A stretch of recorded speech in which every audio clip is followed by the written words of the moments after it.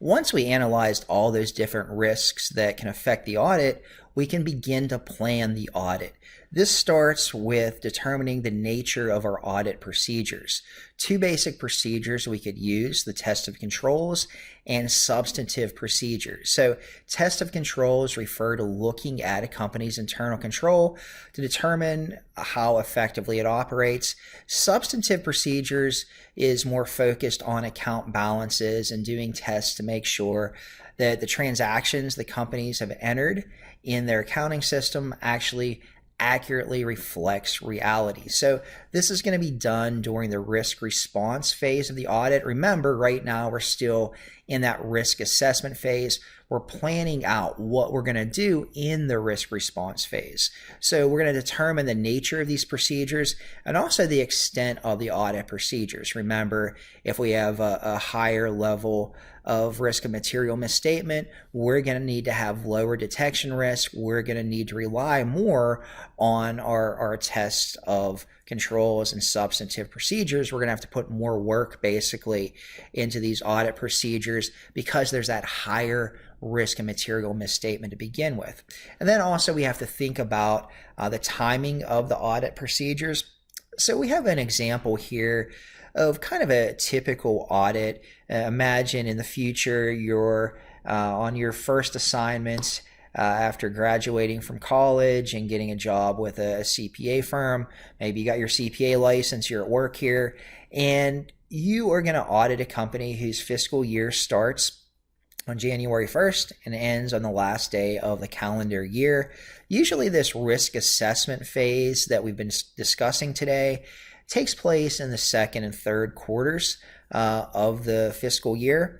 Then once you move into that risk response phase, that begins typically at the end of the third quarter and kind of goes through the fourth quarter and actually into the first couple weeks of the new fiscal year.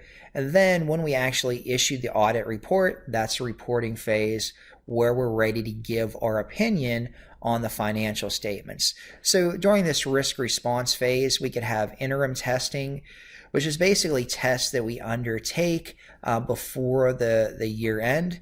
And then there's also tests that we do at the year end. So part of the audit planning is determining how much testing we're going to do in the interim versus how much testing we're going to do at year end. So if we have better internal controls in place, we could rely more on interim tests. If the internal control isn't so great, we're going to have to rely more on year end substantive procedures.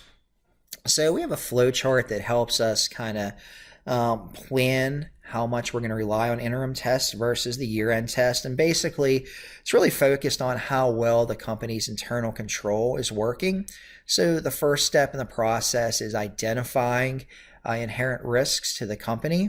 Then next, we want to think about, are there internal controls that could be put in place to mitigate those risks?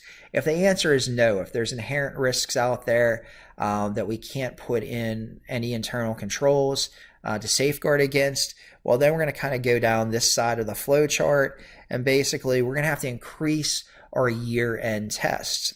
Let's think about that example we looked at earlier with the jewelry store. All right, we kind of identified some inherent risks with their inventory account. We said they sell high dollar value items that might be at risk of theft. So we identified that inherent risk. We want to next ask, is it possible to have internal controls to prevent this inherent risk? And of course there are, right? We could have security cameras put in place. We could have a security guard hired. So for our particular company we're looking at, we want to ask ourselves, okay, did they put in place these different risks? Now we're kind of going down the left-hand side, right? We said, yes, there are safeguards we can put in place. All right, if our client has not put in these possible safeguards into practice, all right, well, that's a no. We kind of go back down this side of the flow chart. If that's the case, there are possible safeguards, but they've decided not to put those safeguards in place. Again, we're going to have to rely more on year-end testing. Now, let's say the answer is yes, that there's safeguards in place and or they've put safeguards in place. We got to determine, are they actually working? Maybe they have a security guard, but the security guard's fallen asleep on the job, or if they have security cameras in place, but they're not actually recording or doing a good job of recording footage of what's going on in the store. Well, they have internal controls, but it's not working very well. So again, we kind of go to the no side. If that's the case, we have poor internal controls in place. We have to rely more on year-end testing. Now, when they do have good internal controls in place and they are actually operating effectively, all right, in that case, we could rely more on interim testing. We don't have to rely as much on testing at the end of the year.